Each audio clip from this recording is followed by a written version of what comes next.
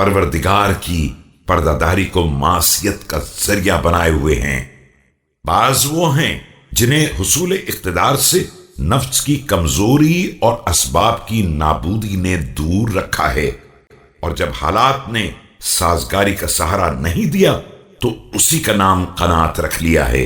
ये लोग अहले जुहद का लिबास जेब तन किए हुए हैं, जबकि ना उनकी शाम जाहिदाना है और ना सुबह।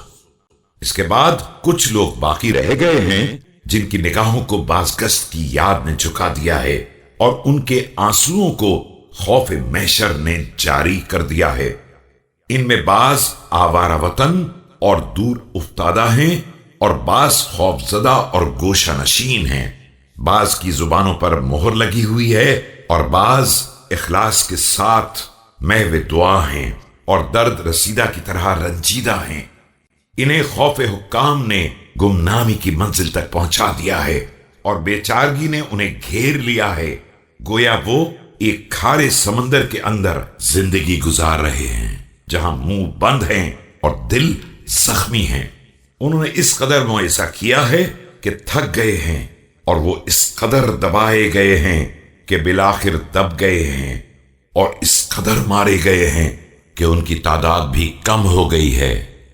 लिहाजा अब दुनिया को तुम्हारी निगाहों में कीकर के छिलकों और ऊन के रेजों से भी ज्यादा पस्त होना चाहिए, और अपने पहले वालों से इबरत हासिल करनी चाहिए, कबल इसके कि बाद वाले तुम्हारे अंजाम से इबरत हासिल करें। इस दुनिया को नजरअंदाज कर दो, ये बहुत जलील है, ये उनके काम नहीं आई है जो तुमसे ज्यादा इससे दिल लगाने वाले थे।